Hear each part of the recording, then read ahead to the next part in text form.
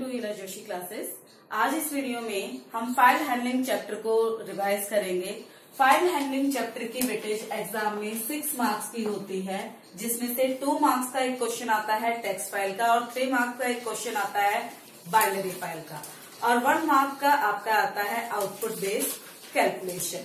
सबसे पहले बात करते हैं कि हम अपने प्रोग्राम में फाइल को ओपन कैसे करते हैं। बेटा, फाइल को ओपन करने के लिए याद रखिएगा कि आपकी fstream.h हेडर फाइल में फाइल से रिलेटेड 3 प्री डिफाइंड क्लासेस हैं, fstream, offstream एंड fstream। अगर मुझे फाइल में सिर्फ और सिर्फ रीड ऑपरेशन परफॉर्म करना है तो हम फाइल का ऑब्जेक्ट डिक्लेयर करते हैं fstream क्लास का। अगर फाइल में आपको राइट ऑपरेशन परफॉर्म करना है तो हम ऑब्जेक्ट डिक्लेयर करते हैं offstream क्लास का। और अगर हमें फाइल से at the same time read और राइट दोनों ऑपरेशन परफॉर्म करने हैं तो हम ऑब्जेक्ट डिक्लेयर करते हैं आपके fstream क्लास का। ठीक है, तो सबसे पहले हमें ये फाइंड आउट करना होता है कि हमें fstream क्लास का ऑब्जेक्ट लेना है, offstream का या फिर fstream का। अगर फाइल से रीड करना है तो fstream क्लास का ऑब्जेक्ट, राइट करना है तो offstream क्लास का ऑब्जेक्ट। और अगर रीड और राइट दोनों करने हैं at the same time same file में तो हम डिक्लेयर करते हैं fstream क्लास का ऑब्जेक्ट। अब बात आती है कि फाइल को ओपन करते वक्त हमें 2 चीजें बतानी पड़ती हैं, name of the file and purpose of the file. Purpose को इंडिकेट करने के लिए आपके यूज होते हैं मोड। सबसे पहला मोड है आईओज इन। आईओज इन मोड में बेटा हम फाइल को तब ओपन करते हैं जब हम फाइल में रीड ऑपरेशन परफॉर्म करना चाहते हैं। अगर फाइल पहले से एग्जिस्ट होती है तो फाइल ओपन हो जाती है और अगर फाइल पहले से एग्जिस्ट नहीं होती है तो एक एम्प्टी फाइल क्रिएट हो जाती है। आईओज आउट मोड बेटा हम तब देते हैं जब हमें फाइल में राइट ऑपरेशन परफॉर्म करना होता है। याद रखिए, जब हम फाइल को आउट मोड में ओपन करते हैं तो सबसे पहले ये सर्च करता है कि फाइल एग्जिस्ट करती है या नहीं। अगर फाइल एग्जिस्ट करती है तो उस फाइल को ओपन करेगा और उसके पूरे कंटेंट को इरेज कर देगा। और अगर फाइल एग्जिस्ट नहीं करती है तो एक नई एम्प्टी फाइल क्रिएट हो जाती है। यानी आउट मोड में आपकी फाइल में सिर्फ वही डेटा रहेगा जो आपने अभी फाइल में राइट किया है। पहले से जो भी स्टोर डेटा होगा वो क्या हो जाता है, इरेज हो जाता है। आईओज अपेंड मोड के लिए यूज होता है APP।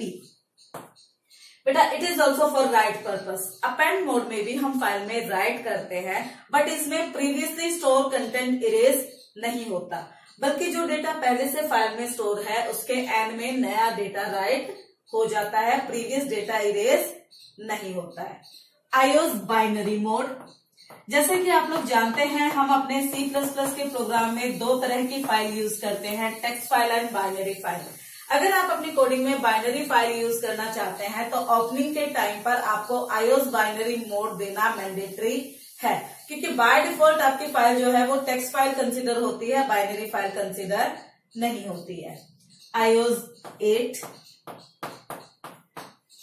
बेटा, जब हम एक फाइल को आईओज 8 मोड में ओपन करते हैं तो हमारी फाइल के ओपन होते ही फाइल का cursor at the end of file पे शिफ्ट हो जाता है। बाकी हमने जितने भी मोड अभी डिस्कस किए हैं उसमें फाइल ओपन करते ही हमारा फाइल का जो कर्सर होता है वो कहां पर होता है, बिगनिंग में। लेकिन आईओज 8 मोड में आपके फाइल का cursor automatically end of file पे शिफ्ट हो जाता है। ये तो थे हमारे मोड। अब हम इन्हें यूज कैसे करते हैं फाइल ओपनिंग के टाइम पर। लाइक मुझे एक abc.txt फाइल को ओपन करना है रीडिंग पर्पस के लिए। रीड पर्पस के लिए ओपन करना है, यानी हमें फाइल का ऑब्जेक्ट कौन सी क्लास के लिए लेना पड़ेगा, fstream का। fstream ऑब्जेक्ट का नाम विद इन ब्रैकेट सबसे पहले डबल कोट्स के अंदर name of the file, comma mode. Read करना है तो हम आईओज इन मोड देंगे। लेकिन बेटा याद रखिएगा, fstream क्लास के साथ by default IOs in mode होता है, चाहे आप आईओज इन लिखे ना लिखे उससे कोई फर्क नहीं पड़ता है। यानी this statement is equal to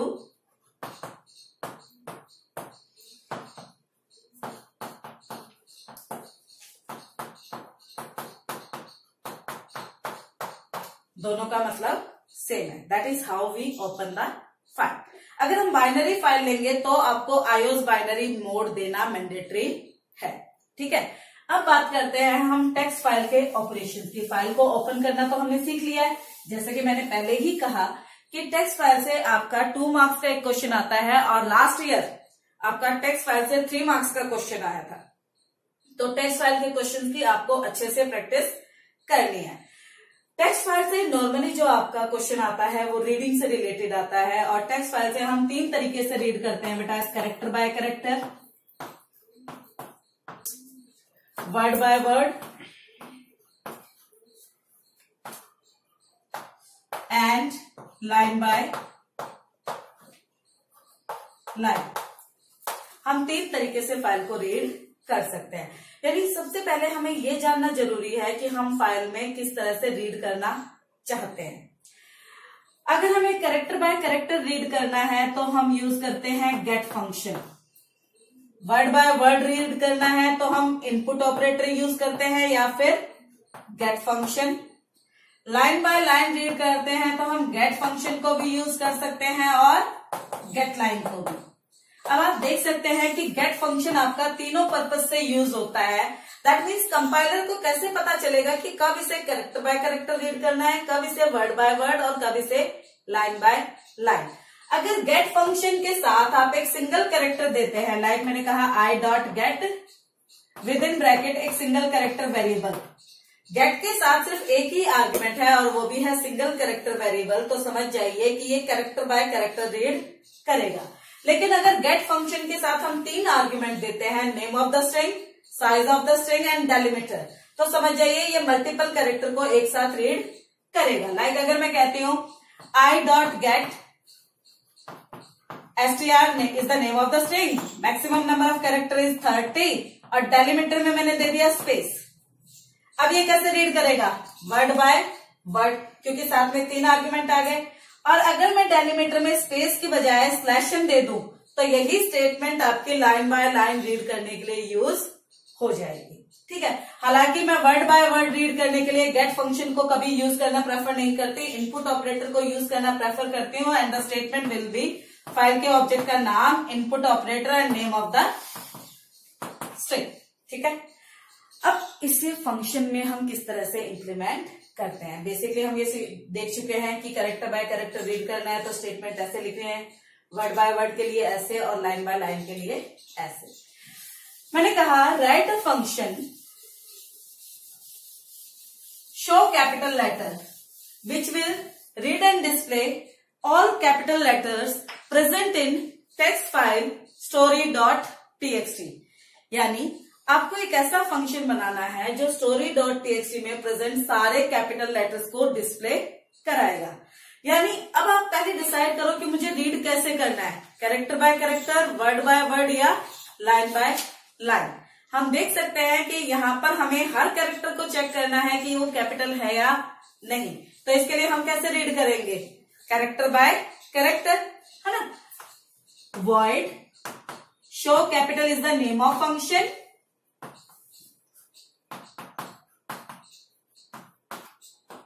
read करना है तो सबसे पहले हम फाइल के लिए ऑब्जेक्ट डिक्लेयर करेंगे ifstream क्लास का। फाइल का नाम गिवन है story.txt।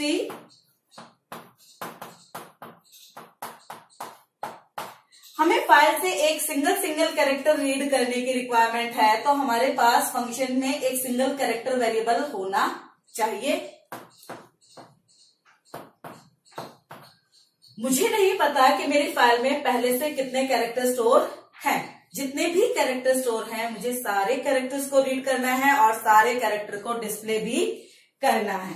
इसीलिए हम क्या करेंगे, हम फाइल के एंड ऑफ फाइल नहीं मिलेगा तब तक फाइल के सारे कैरेक्टर्स को रीड करेंगे। यानी रिपीटेशन की रिक्वायरमेंट है तो यूज होगा आपका loop, while not I dot EOF। बेटा EOF के साथ पैरेंथेसिस आएंगे, याद रखिएगा।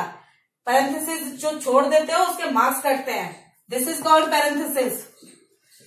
जब तक फाइल का एंड ऑफ फाइल नहीं मिलेगा तब तक हमें क्या करना है, फाइल से एक एक कैरेक्टर करके रीड करना है।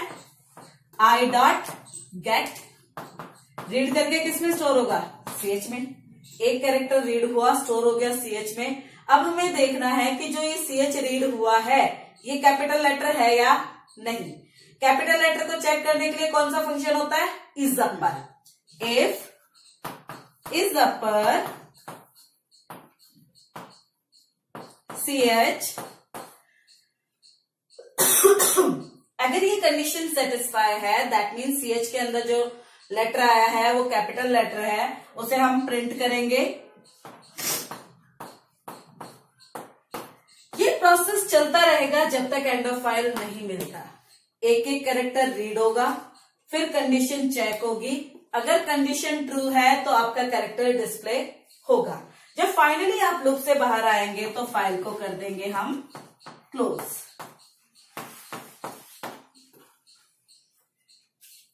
आई बात समझ में, कैरेक्टर बाय कैरेक्टर रीड कैसे करते हैं। अब इसी क्वेश्चन में हम डिस्कस करते हैं word by word reading. Like अगर मैं कहती हूं कि एक फंक्शन बनाओ which will count the occurrence of is as independent word in text file story.txt। आपको गिन के बताना है कि टेक्स्ट फाइल में इज कितनी बार आया है।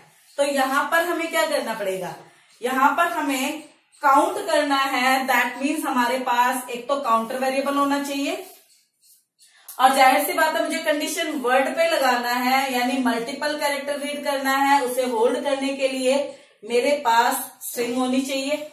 और अब हम इसको काउंट कर रहे हैं, इसलिए मैंने फंक्शन को नाम दे दिया वॉइड काउंट इज। अगर क्वेश्चन में फंक्शन का नेम गिवन है तो आप वही नेम देंगे, अदरवाइज आप जो चाहे वो नाम अपने मन से दे सकते हैं। बट याद रहे उसमें आइडेंटिफायर फॉर्मेशन रूल एप्लीकेबल होने चाहिए। हमें काउंट करना है, एक काउंटर वेरिएबल लिया मैंने। मुझे स्ट्रिंग रीड करनी है तो उसके लिए मैंने स्ट्रिंग डिक्लेयर कर दी। जैसे कि मैंने पहले ही ये बात डिस्कस की थी कि वर्ड बाय वर्ड रीड करना होता है तो हम या तो यूज करते हैं get function with 3 argument, delimiter में स्पेस देके, या फिर हम सीधा सीधा इनपुट ऑपरेटर यूज करते हैं।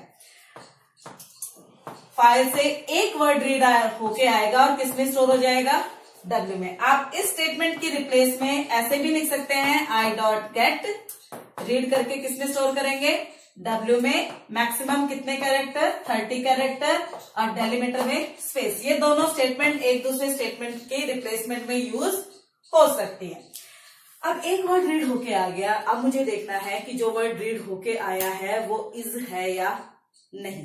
बेटा ये चेक करने के लिए आपको यूज करना पड़ेगा strcmp, क्योंकि दो स्ट्रिंग्स को हम कभी भी डबल इक्वल टू ऑपरेटर से कंपेयर नहीं कर सकते। The statement will be if strcmp किसको कंपेयर करना है, W को।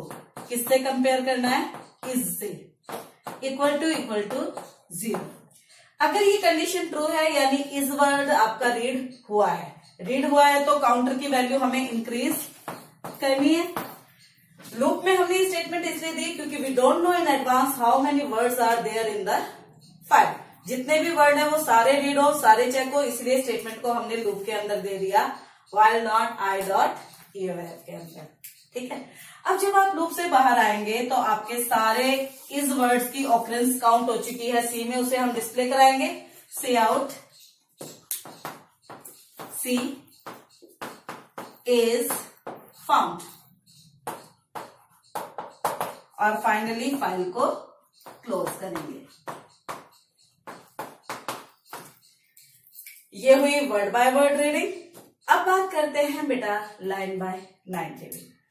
अगर मैं कहती हूं कि मुझे मेरी टेक्स्ट फाइल की वो सारी लाइंस रीड करके डिस्प्ले करनी है जिनका पहला लेटर ए है, तो वो हम कैसे करेंगे। देखो बेटा जाहिर सी बात है, रीड करना है तो मुझे इफ स्ट्रिंग क्लास का ऑब्जेक्ट तो चाहिए ही चाहिए, लेकिन इस बार मुझे लाइन को रीड करना है। क्वेश्चन में स्पेसिफिकली मेंशन है जब भी हमें लाइन बाय लाइन रीड करना होता है तो हमारे फंक्शन में एक इतनी बड़ी स्ट्रिंग होनी चाहिए जो लाइन को अपने पास होल्ड कर सके। तो जब हम लाइन बाय लाइन रीड करते हैं तो जो हम स्ट्रिंग लेते हैं उसे 80 कैरेक्टर लॉन्ग डिक्लेयर करते हैं। यहाँ पे हमें काउंटर की रिक्वायरमेंट नहीं है, ठीक है। हमें लाइन बाय लाइन रीड करना है। i.get किसमें रीड करके स्टोर करना है? W में। How many maximum character? 80। और डेलिमीटर में क्या आएगा आपका? /n, क्योंकि आपके लाइन के एंड में एक स्पेशल कैरेक्टर होता है to indicate end of line, that is /n या फिर EOL कैरेक्टर। ठीक है, तो ये स्टेटमेंट आपकी फाइल से एक लाइन को रीड करेगी और किसमें स्टोर कर देगी? W में।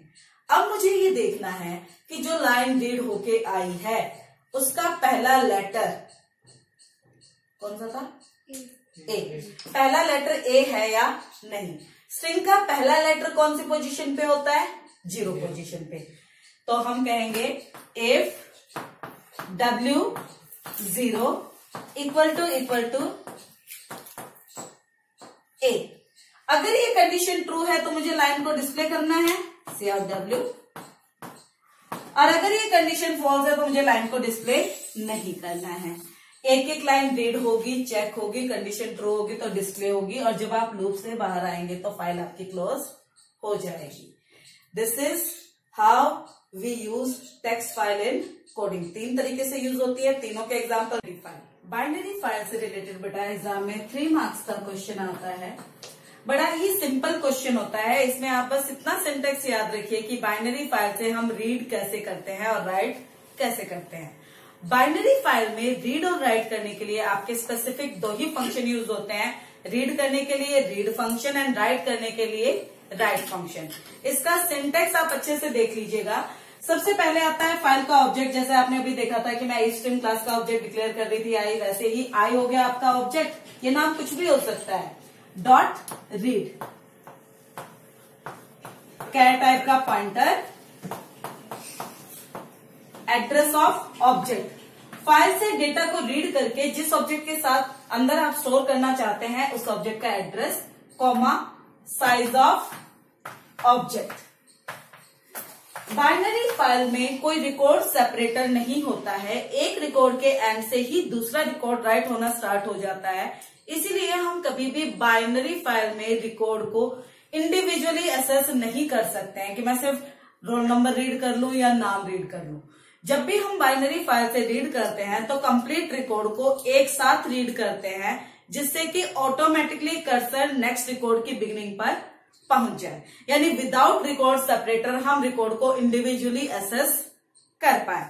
इसीलिए यहाँ पर ये स्टेटमेंट यूज हो रही है टाइप कास्टिंग के लिए कि फाइल के अंदर जो इन्फॉर्मेशन रीड होके आ रही है वो टाइप कास्ट होके किसमें स्टोर हो जाए? ऑब्जेक्ट में। और ये स्टेटमेंट ये इंडिकेट कर रही है कि आपको फाइल में से एक बार में कितना डेटा रीड करना है। ऑब्जेक्ट जितना डेटा होल्ड कर सकता है आप उतने ही डेटा को रीड करेंगे, इसलिए हमने यहाँ पर। इसी तरीके से बाइनरी फाइल में रिकॉर्ड को राइट करने के लिए राइट फंक्शन यूज होता है। सेम सिंटेक्स आपका वही होता है। फाइल का object dot write, char type का पॉइंटर, एड्रेस ऑफ ऑब्जेक्ट, यानी जिस ऑब्जेक्ट की वैल्यू को फाइल में राइट करना है उस ऑब्जेक्ट का address, comma, size of object, जो ये इंडिकेट करेगा कि आपको एक बार में फाइल में कितना डेटा राइट करना है। सिर्फ उतना ही डेटा राइट होगा, उससे ज्यादा डेटा एक बार में राइट नहीं होगा। जब भी बाइनरी फाइल से रिलेटेड क्वेश्चन आपको एग्जाम में आता है, नॉर्मली आपको एक क्लास गिवन होती है और उस क्लास को यूज करके तब आपको कोडिंग को लिखना होता है। एक एग्जांपल देखिए, क्वेश्चन का लिंक मैंने डिस्क्रिप्शन में दिया हुआ है, आप वहां से क्वेश्चन देख सकते हैं। Given a binary file sports.dat containing records program following class player given है, उसके अंदर आपके डेटा मेंबर है, P number, name, rank. Public section में एक फंक्शन है एंटर डेटा, जो सारे डेटा मेंबर की वैल्यू इनपुट करा रहा है। एक फंक्शन है आपका डिस्प्ले डेटा, जो सारे डेटा मेंबर को डिस्प्ले कर रहा है, और एक फंक्शन है आपका return rank which will return the value of rank. अब आपको क्वेश्चन में कहा है right a function in C++ that would read content of the file sports.dat and display the detail of those player whose rank is above 500. आपको file से उन records को read करके डिस्प्ले करना है जिनका रैंक 500 से ज्यादा है। फाइल का नाम है sports.dat। ये बाइनरी फाइल है और इसके अंदर क्लास प्लेयर टाइप के रिकॉर्ड स्टोर है। फंक्शन का नाम दिया नहीं है तो आप अपने मन से कोई भी नाम यूज कर सकते हैं, जैसे मैंने कहा void display record। इसके अंदर मुझे बाइनरी फाइल में से रीड करना है, इसलिए हम html क्लास का ऑब्जेक्ट लेंगे।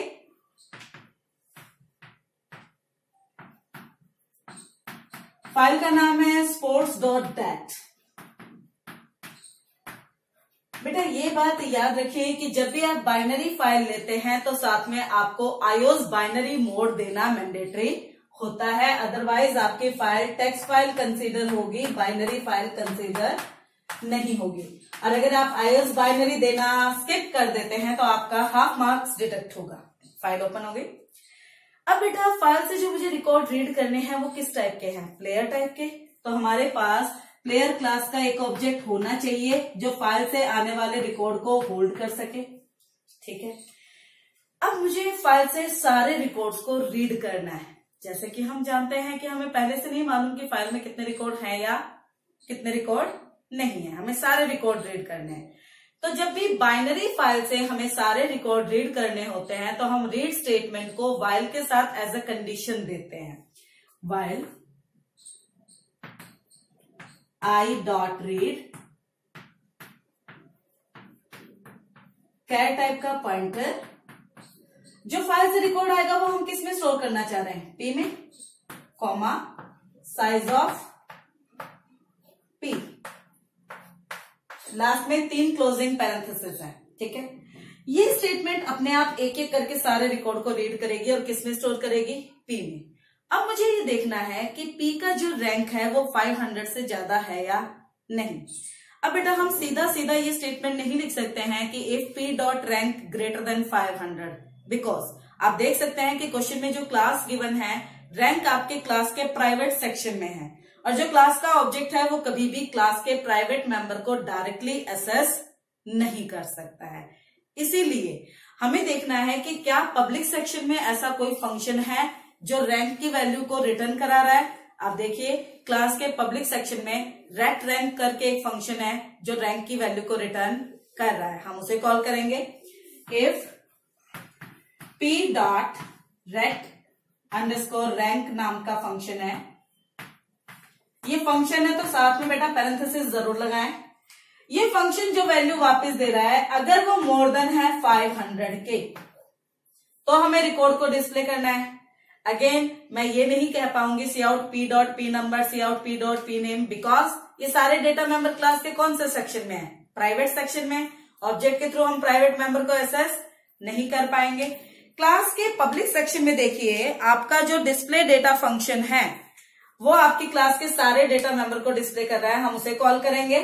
So the statement will be p dot display. ये फंक्शन है तो इसके नाम के साथ सेमीकोलन जरूर लगे। और कई महान हंसिया क्या करते हैं कि इतना काम करने के बाद साथ में सी आउट लिख देते हैं क्योंकि आपको डिस्प्ले करने के लिए कहा है। बेटा ये जो फंक्शन है डिस्प्ले, इसके अंदर खुद सी आउट स्टेटमेंट गिवन है, आपको ये फंक्शन सी आउट स्टेटमेंट के अंदर देने की जरूरत नहीं होती है। एक एक रिकॉर्ड रीड होगा, कंडीशन चेक होगी, अगर कंडीशन सेटिस्फाई है तो रिकॉर्ड डिस्प्ले होगा, अदरवाइज रिकॉर्ड डिस्प्ले नहीं होगा। जब आप लूप से बाहर आएंगे तो उसके बाद आप फाइल को क्लोज करेंगे। बेटा मैक्सिमम टाइम आपका बाइनरी फाइल से रिलेटेड जो क्वेश्चन होता है वो रीडिंग से रिलेटेड ही आता है। उसमें आपका फाइल ओपन करने की स्टेटमेंट, रीड करने की स्टेटमेंट, नॉर्मली डिस्प्ले करने की स्टेटमेंट सेम होती है। जो डिफरेंस आता है वो आता है इस कंडीशन में। ठीक है, अगर आप बाकी कोडिंग सही लिख देते हैं और कंडीशन में कोई मिस्टेक कर भी देते हैं तो उसका आपका max to max 1 mark detect होता है, आपके पूरे के पूरे 3 मार्क डिटेक्ट नहीं होते हैं। तो इस टाइप के क्वेश्चंस की प्रैक्टिस कीजिए। ये सेट पैटर्न का होता है, इसमें कोई बहुत ज्यादा चेंजेस नहीं होते हैं। एक क्वेश्चन और डिस्कस करते हैं इसी टाइप का।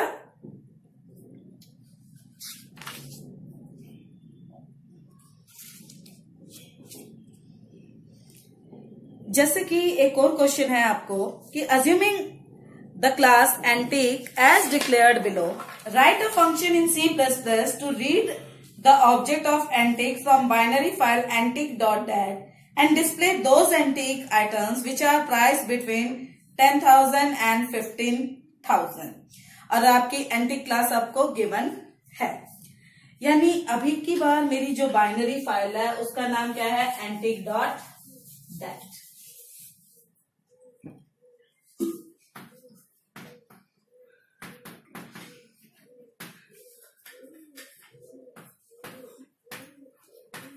क्वेश्चन में जो क्लास गिवन है उसका नाम आपका एंटीक है, तो हमारे पास एंटीक क्लास का ही ऑब्जेक्ट होना चाहिए जो फाइल से आने वाली डिटेल को अपने पास स्टोर कर सके. मुझे बाइनरी फाइल से सारे रिकॉर्ड रीड करने हैं तो रीड स्टेटमेंट तो एज इट इज आएगी ही आएगी, लेकिन अब जो हमें कंडीशन लगानी है वो किस पे लगानी है, प्राइस पे, कि अगर जो रिकॉर्ड रीड होकर आपके पास आया है उसका प्राइस 10,000 से 15,000 के बीच में है तो आपको रिकॉर्ड डिस्प्ले करना है, अदरवाइज नहीं.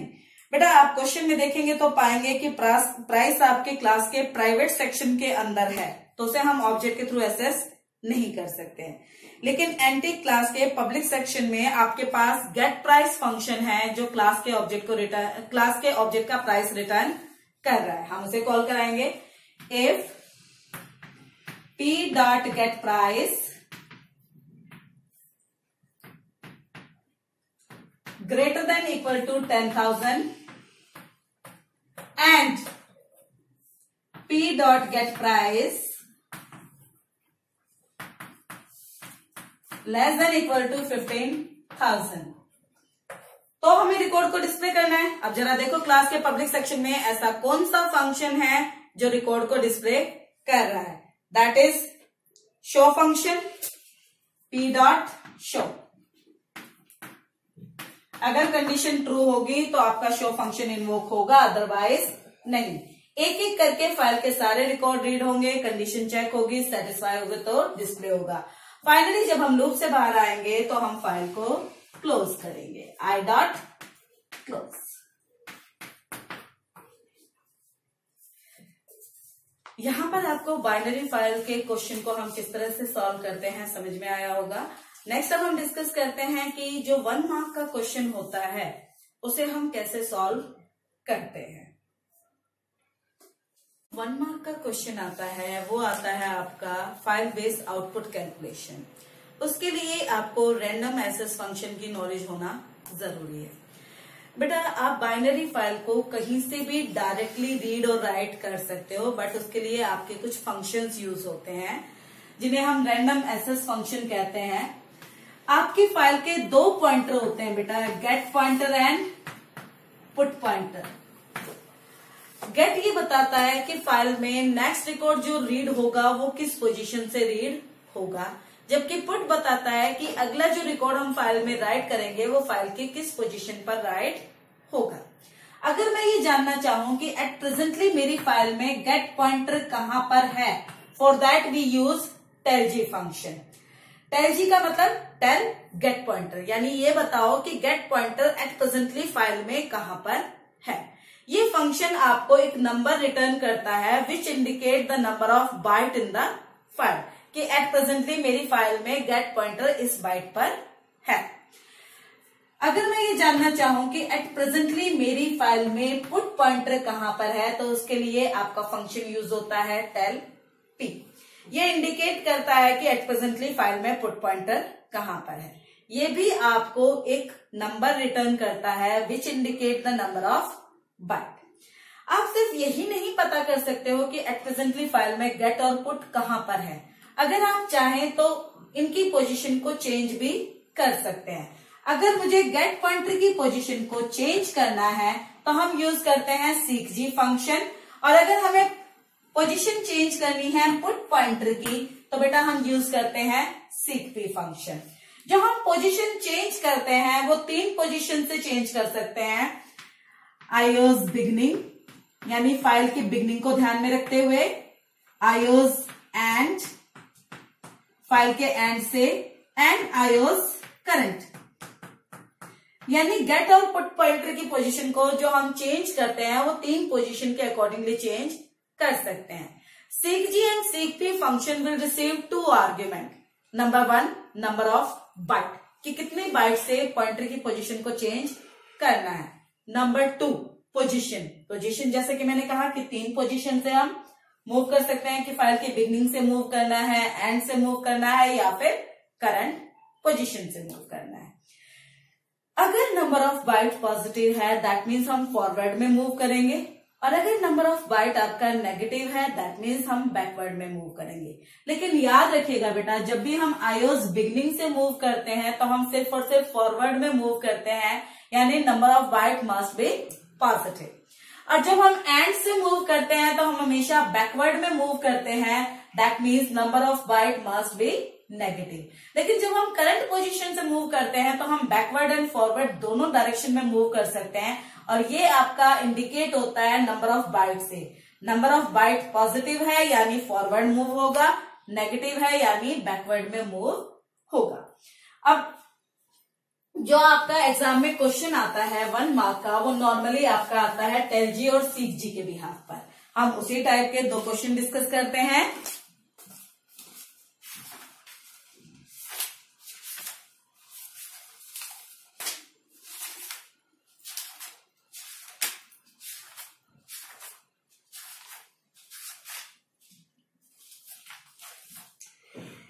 क्वेश्चन में आपको गिवन है find the output of the following C++ code considering that the binary file client.dat exist on the hard disk with the data of 200 clients. मतलब आपकी जो बाइनरी फाइल है client.dat वो पहले से मेमोरी में प्रेजेंट है विद 200 रिकॉर्ड, और उसके अंदर जो रिकॉर्ड स्टोर है वो किस टाइप के हैं, क्लास क्लाइंट के टाइप के हैं। ठीक है, तो हम सीधा प्रोग्राम एग्जीक्यूशन जो स्टार्ट करेंगे वो स्टार्ट करेंगे मेन से। मेन में आपने एब्स्ट्रीम क्लास का ऑब्जेक्ट डिक्लेयर किया, फाइल, फिर आपने फाइल ओपन स्टेटमेंट दी। बेटा याद रखिए, जब हम फाइल को ओपन करते हैं at that time gate pointer जो होता है वो कहां पर होता है, 0 पोजीशन पे, यानी फर्स्ट रिकॉर्ड की बिगिनिंग पे। ठीक है, आपने क्लाइंट क्लास का ऑब्जेक्ट डिक्लेयर किया सी। आपने कहा फाइल डॉट सीक जी, सीक जी मतलब चेंज करो, कितना चेंज करो, 6 इंटू साइज ऑफ सी। अब बेटा साइज ऑफ सी कितना है, सी क्या है, क्लास क्लाइंट के टाइप का। तो आप जरा क्लास क्लाइंट के अंदर देखेंगे तो क्लास क्लाइंट के अंदर 2 डेटा मेंबर है, C code and C name, और दोनों के साइज का सम होगा 22 बाइट, क्योंकि सी कोड है इंटीजर टाइप का और C name 20 character long string है, यानी जो सी का साइज है वो 22 बाइट है। तो आपका जो कर्सर है वो 22 इंटू 6 मूव करेगा 132 पे, यानी अब गेट पॉइंटर की करंट पोजीशन क्या हो जाएगी, 132।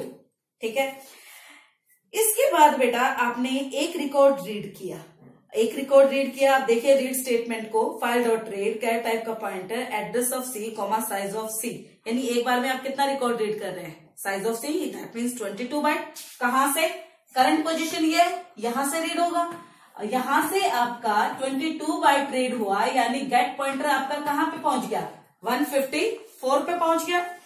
इसके बाद आपने कहा C out client number, double code के अंदर है, यानी ये एज इट इज डिस्प्ले होगा, क्लाइंट नंबर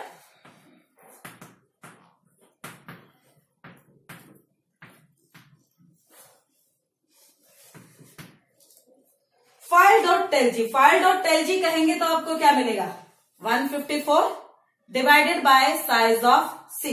154 को जब आप 22 से डिवाइड करेंगे तो आपको क्या मिलेगा, 7 प्लस 1, तो 7 प्लस 1 कितना हो गया, 8। इसके बाद नेक्स्ट स्टेटमेंट में हम गए, आपने कहा file dot seek g 0 comma IOS end. बेटा जब आपको पोजीशन नहीं दी थी तो हमने मूव किया था बिगनिंग से, लेकिन यहां पर इसमें पोजीशन इंडिकेट है, एंड से 0 मतलब एंड ऑफ द फाइल पे। अब फाइल का एंड ऑफ फाइल कहां पर है, क्वेश्चन के बिगनिंग में ही गिवन था कि आपकी फाइल के अंदर पहले से 200 रिकॉर्ड है, तो फाइल के अंदर 200 रिकॉर्ड है और एक रिकॉर्ड का साइज जो है वो 22 बाइट है, यानी कि आपका एंड ऑफ फाइल कहां पर होगा, 4400 पे होगा, यानी गेट पॉइंटर की करंट पोजीशन क्या हो गई, 4400। ठीक है, अब आपने कहा सी आउट ऑफ, हमने एंडर तो दिया नहीं था, यानी इसी लाइन में आगे कंटिन्यू करेंगे, ऑफ फाइल डॉट टेल जी। अब टेल जी कहेंगे तो वो क्या बताएगा, 4400, यही उसकी करंट पोजीशन है, डिवाइडेड बाय साइज ऑफ सी। 4400 को जब हम 22 से डिवाइड करेंगे तो वी विल गेट 200। ठीक है, इसके आगे और कोई स्टेटमेंट नहीं है, तो ये हमारा आउटपुट आएगा। That is how we solve output based question of file handling. इस टाइप के और क्वेश्चंस की आप प्रैक्टिस करेंगे, जितना हो सके इस टाइप के क्वेश्चंस की आप ज्यादा से ज्यादा प्रैक्टिस कीजिए, क्योंकि ये 6 मार्क्स का क्वेश्चन बहुत ही इजी है अगर आप थोड़ी से ध्यान से इसे सॉल्व करें। अगर आपको इसके रिगार्डिंग कोई डाउट है तो आप मुझे व्हाट्सएप करके अपने डाउट्स को क्लियर कर सकते हैं। Keep watching, keep learning. Thank you.